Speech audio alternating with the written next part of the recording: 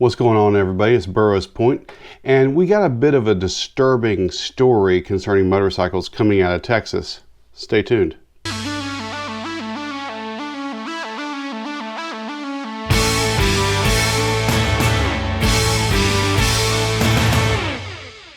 Police in Texas are looking for a woman by the name of Angela Fannin, who used her truck as a battering ram to basically run over a motorcyclist and then fled the scene of the crime. Now, typically, these types of hit and run accidents, it's very hard to pinpoint who the driver is, but this time, it was caught on tape. Let's take a watch.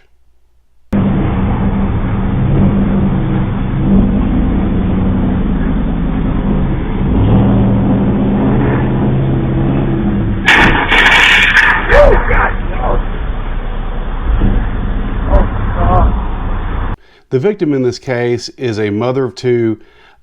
She's seriously injured, and there's not a lot of information out in the media right now of exactly what her injuries were or anything like that.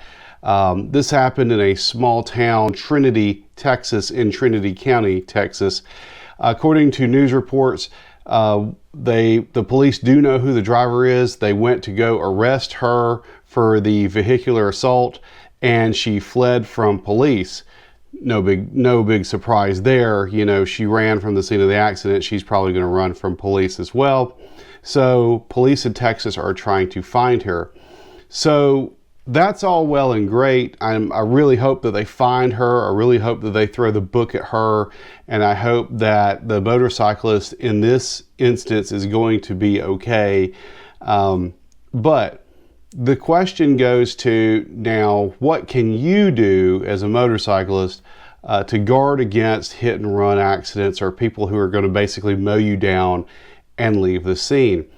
And it's one of those things, you know, you could be in a car, you could be in a truck, you could be whatever. If someone's going to hit you and flee and disable your vehicle and flee, not a lot you can do. But the danger is even more heightened when you're on a motorcycle. So probably one of the best things that you can do is to, even if you don't decide to do anything with the footage and you're just doing it for good measure, I would have some kind of recording device attached to your motorcycle or on your helmet or something like that. It might not get all the details, but there's something you can do to try to get information about the environment around you.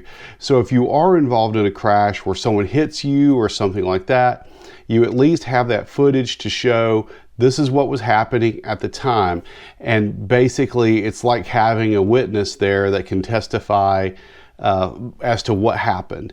So having a camera on you is really good. It can really help. And it's this double-edged sword, right? Because if you're not doing right, your stuff's going to be outed out there. So just make sure, you know, if you're going to have a silent witness with you, that silent witness is going to testify both ways. So make sure you're doing right. But it's a good thing to have. The second thing to really cover yourself to help ensure that everything's going to be fine, even if this hit and run driver hits you, is to have insurance, good insurance that covers hit and run accidents. So a lot of times, and it's going to depend on your insurance company, but this is going to fall under the guise of the uninsured motorist, because if you have an unknown motorist, they're assumed to be uninsured or whatever. So make sure you have some really good insurance to kind of back you up to pay for your motorcycle, your medical bills, property damage, anything like that. You're going to want that. So it kind of sucks that you have to pay for that. It kind of sucks that you're going to have to pay the deductible on that if something happens. But it's good to know that you have something in the event that the other person hits you and they flee the scene, or even in this case, they hit you and they don't have insurance. Because how many times do you run across someone that doesn't have insurance, you know, for whatever reason? So that's going to be important to have too. They could stay there, they could stay at the scene and all that, but they could just not have insurance, and that's pretty much going to be in the same boat. You're going to be in the same boat because of that situation. Everyone's supposed to have insurance to cover your damage to someone else, but not everyone obeys the law, obviously. So, when we're talking about hit and run drivers, not everyone obeys the law. So make sure you have good insurance that covers you. And then the other thing is just to be aware of your environment. Be aware of your surroundings. If you see some danger coming, do what you can to avoid the danger.